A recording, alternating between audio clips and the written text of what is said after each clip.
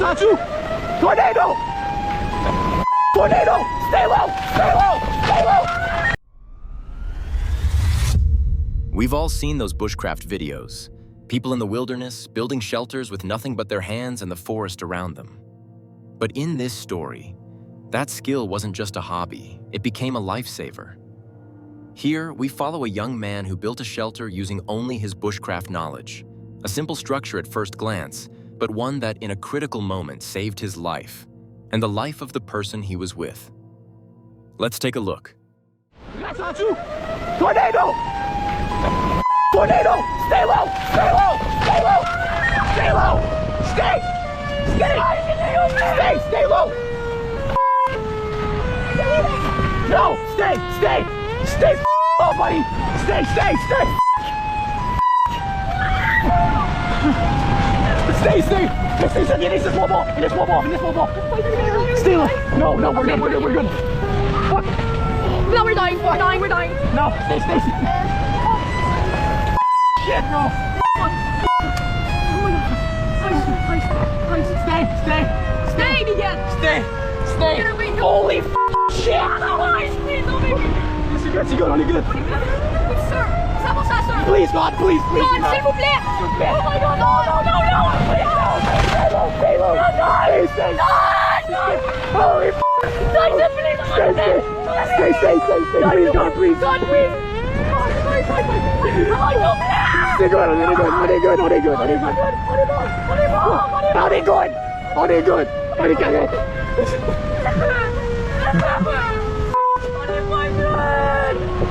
On est correct, guys, on est good, on est good.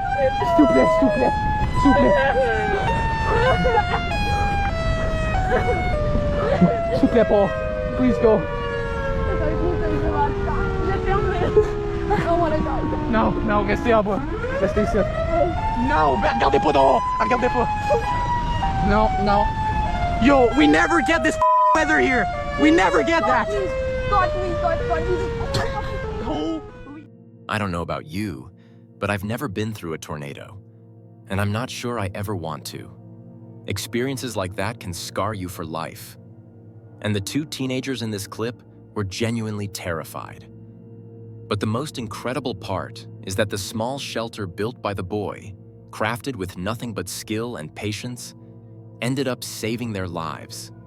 There's no follow-up video, no aftermath footage, just a single comment from the person who posted it saying they made it out safely. And honestly, I'm very glad they did. Now we move to the terrifying story of a hunter, a man familiar with the forest, with its silence and with its dangers. That day, he went out with his bow, a normal trip just like many before, but instead of a wild animal, he encountered something far more intense, far more dangerous, and far beyond anything you can prepare for in the wilderness. Let's take a look. But I just want to show you kind of why we're here. We pay good money to hunt this property. We've been hunting it for years. You ain't been moving for years. I've been here 8 years. Do you live on this property right here? Sir, you're not listening to me. I'm not listening I just want to talk to you. I'm sorry. Put your phone down. Put your phone You have an AR in front of me. I'm fucking scared. down. Put your phone down. Dude, I'm scared as right now. Okay, well, it's going to be more scary. Put your phone down. Are you attacking me? No, no, sir. No, sir. I'm hunting. I'm hunting with... Drop your phone. As you can see, things escalate immediately.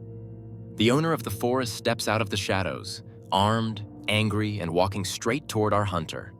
A sight far more unsettling than any wild animal. But here's the strange part. The hunter knew he wasn't trespassing. He was using a dedicated app, one that shows property boundaries clearly. And according to the app, this place was completely safe. And yet, the man keeps coming. His voice rises, tension builds, and the hunter tries desperately to defuse the situation while fear becomes very, very real. Let's continue. Sir, Listen to me. I don't give a about that. I'm bow hunting. I don't have any guns on me. I don't give a about that. I'm asking you to move. I'm asking you to look at me. You're on my property. You got to go. You're on my property, sir. Okay, Listen.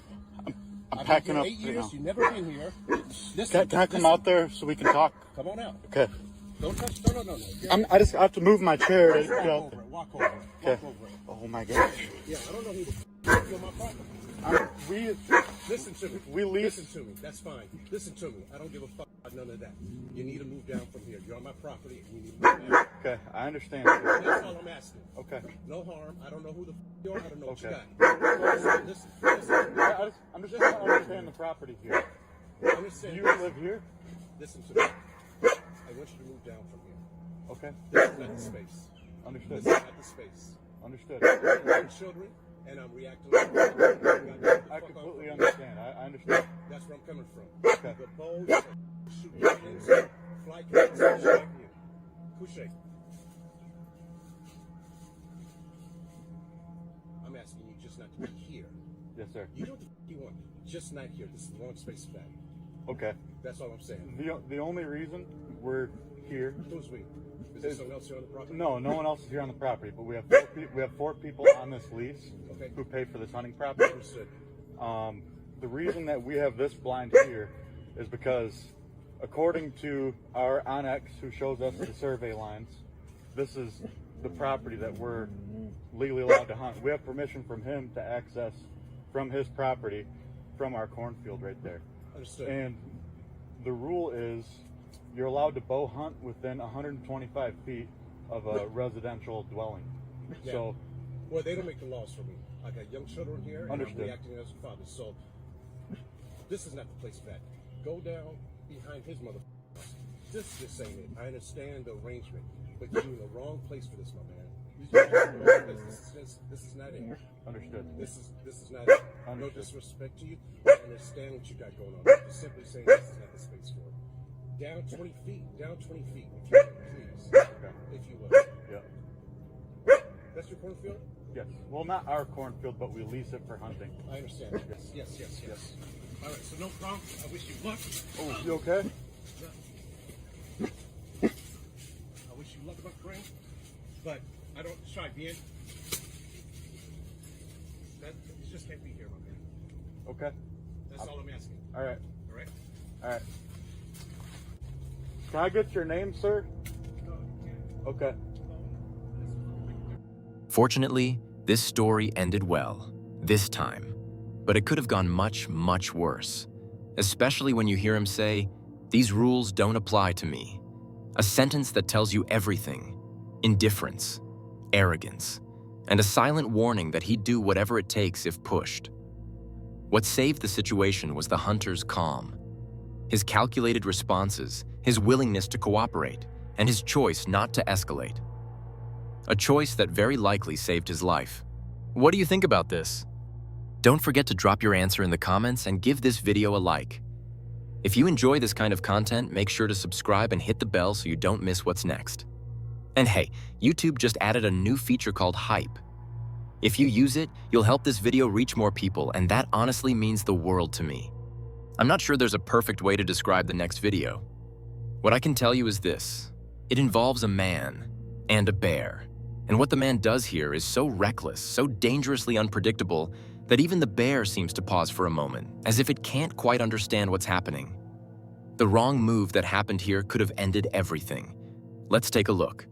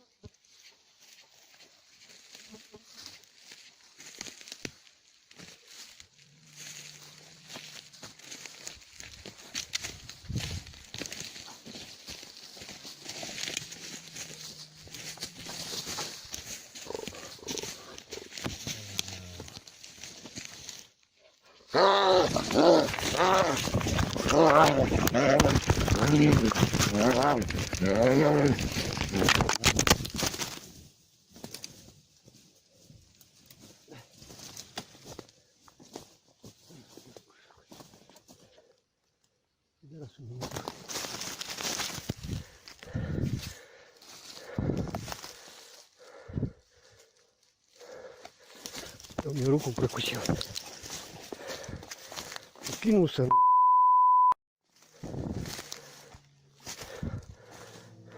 I don't know what this man expected after kicking a bear, but the bear's reaction says everything.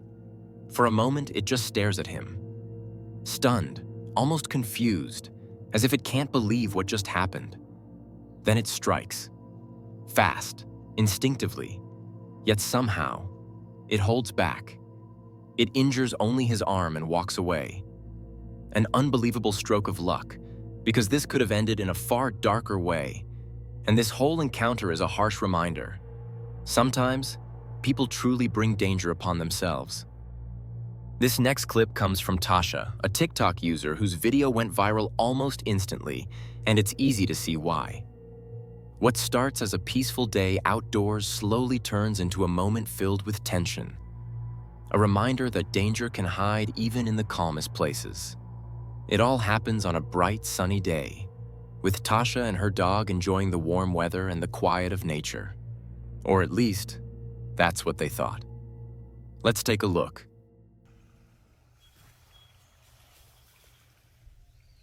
What are you doing? You can't get out here, sir. No! Don't! They'll come! They'll come!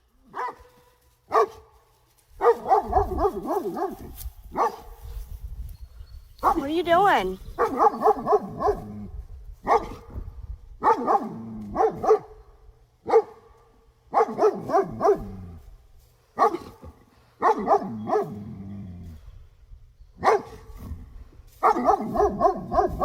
You're not taking my tube, boy. I'm recording. It is. I seen all of you. I got all of you on camera. I'm with them, right? Then go get with them. After the incident, Tasha found out who that man really was, and the truth was terrifying. Out on bail, with prior convictions for sexual abuse and illegal possession of weapons, a man who should not have been there, a man who likely believed he had found an easy target, but he hadn't counted on Bella. Her dog sensed everything instinctively, without hesitation. She threw herself between them, doing everything she could to keep Tasha safe. And knowing who that man was, it's chilling to imagine what might have happened if Bella hadn't been there. Later, through the comments, we learned something else. He was arrested again for violating his parole, a conclusion that speaks for itself. Imagine driving at night on a narrow road through the forest, just you, the car, and your headlights cutting through the darkness. Suddenly, on the side of the road, you see a person moving strangely, unnaturally, like they don't belong there. What do you do in that moment? Do you stop? Or do you keep driving? That's exactly what happened to a TikTok user named Pissed Pasta while she was driving with her boyfriend down a dark forest road. Let's take a look. What the fuck? Stop. No, Stop. I'm not. No. Hell no. What the fuck, dude? Bro. They were soaked. Okay.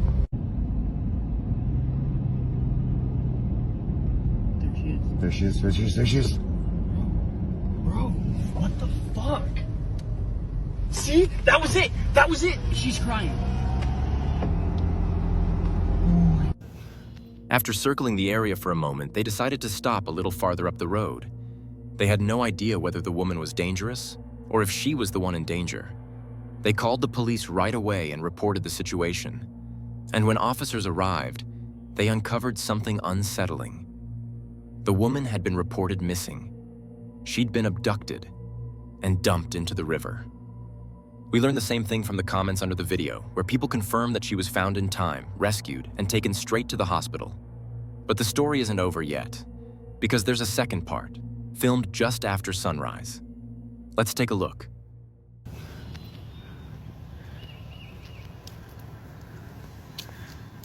Yep, she had to have come up out of the water. Yep, there's a dig spot there.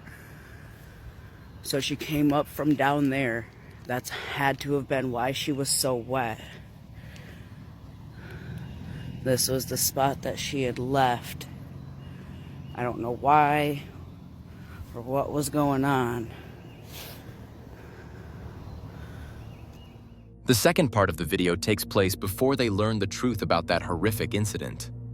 But it reveals something truly remarkable. The sheer strength this woman had, dragging herself from the river all the way to the edge of the road, fighting for her life. And when you think back to those strange movements she made earlier in the clip, two unsettling possibilities come to mind. Either she was praying, instinctively thanking the fact that she was still alive, or those were the involuntary responses of someone in deep emotional shock. What do you think really happened? Christina is the kind of person who lives and breathes the outdoors. Her YouTube channel is filled with hiking trips, cozy campsites, and quiet moments in nature. Nothing out of the ordinary for someone who loves the wilderness. But hidden among her videos is one that stands out. An older clip that went viral for a very specific reason. It contains the most terrifying experience she has ever had. And what makes it even more disturbing is that Christina actually has photographic evidence to prove what happened. It all begins on a warm summer day when she and a group of friends set off on a section of the Pacific Crest Trail, specifically the John Muir Trail in California. As the day goes on, the group splits up. Christina and one friend continue on their own, planning to spend the night at a designated campsite. And that is where the story takes a very dark turn. Let's take a look. But it was on the side of the trail, so we were a little bit exposed to the other people who were passing us on the trail. So we both had separate tents. We would set up our tents right next to each other, so we were within kind of like talking distance, but we weren't actually in the same tent. We go to sleep, everything is going just fine for the majority of the night, and then at, I want to say around 5 o'clock in the morning, I see a light outside my tent. So like I assumed it was my friend, and so I kind of like just wait and listen, and I hear footsteps with the light, and you know, maybe my friend's just going pee outside, like maybe it's I'm freaking out for no reason. So then the footsteps start slowly walking around my tent with the light shining into my tent. So I'm like, okay, like there has to be like a logical explanation for this, like trying to stay sane. And later I was talking to my friend, she said she was doing the exact same thing in her tent, like hoping that it was me walking around and trying not to freak out that she was about to get murdered. It was probably a few minutes, but it felt like a half hour. Like it felt so long, I was so frightened. And so I hear the footsteps get closer, closer, closer to my tent. And then they stop at the outside of my tent, right at the door.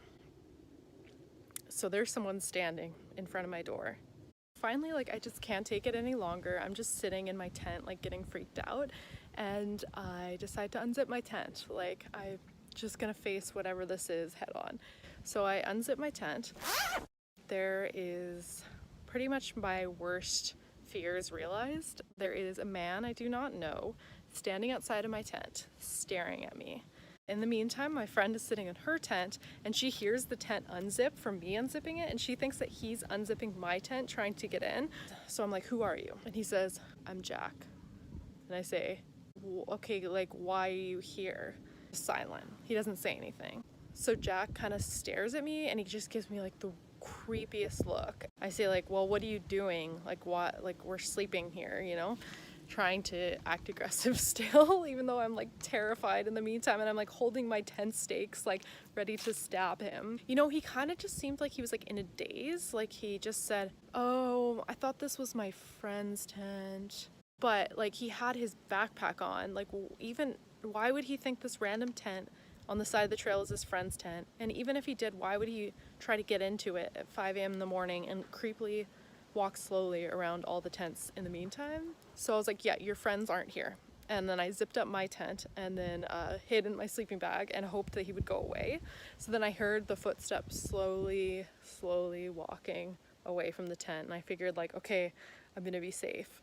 So then I wake up the next morning and I talk to my friend, and I'm like, oh my god, I unzip her tent. I was like, oh my god, like what happened last night? Like that was so scary. We swapped stories and we thought we were safe. We look behind our tent and Jack is sleeping on the ground behind our tent.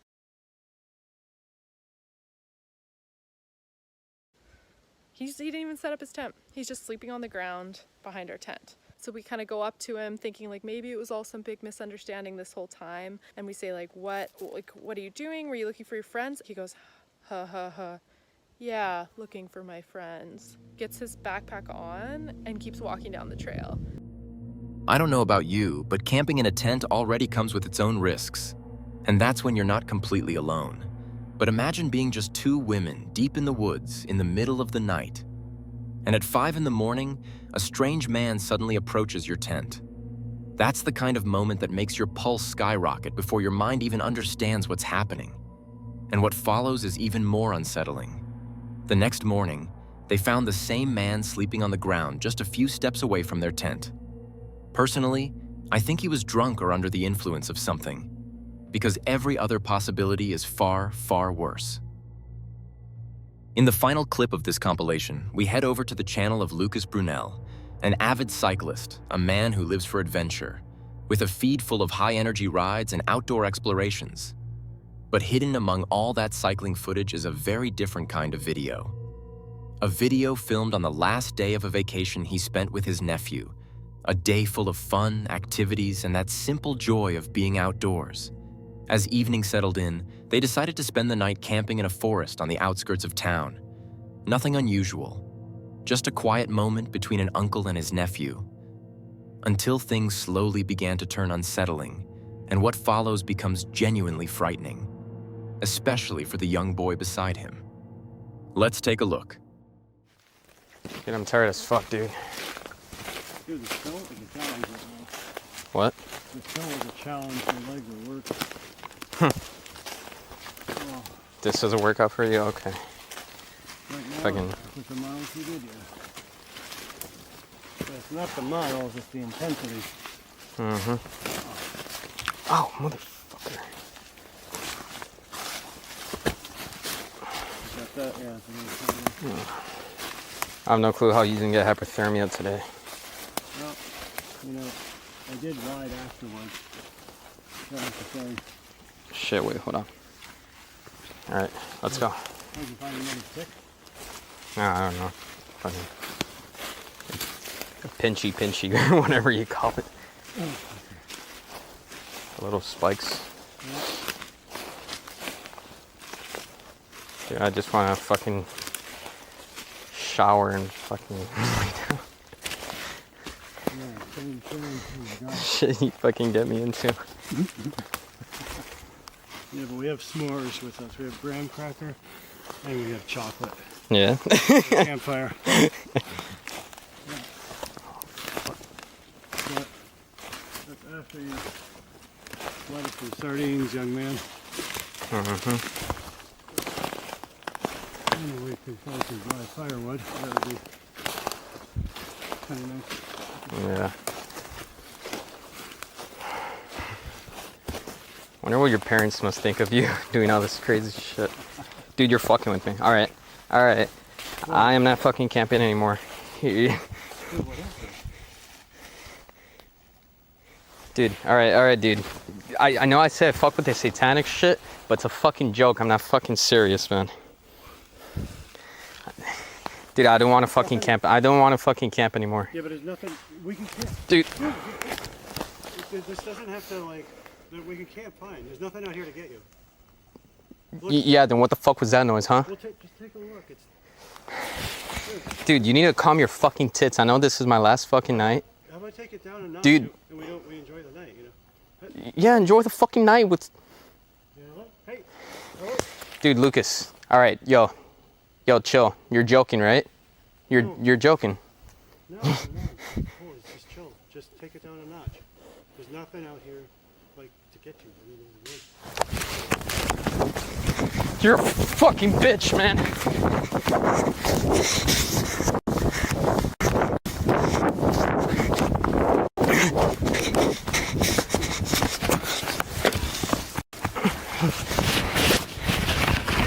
Dude, you're a fucking asshole. You're a fucking asshole.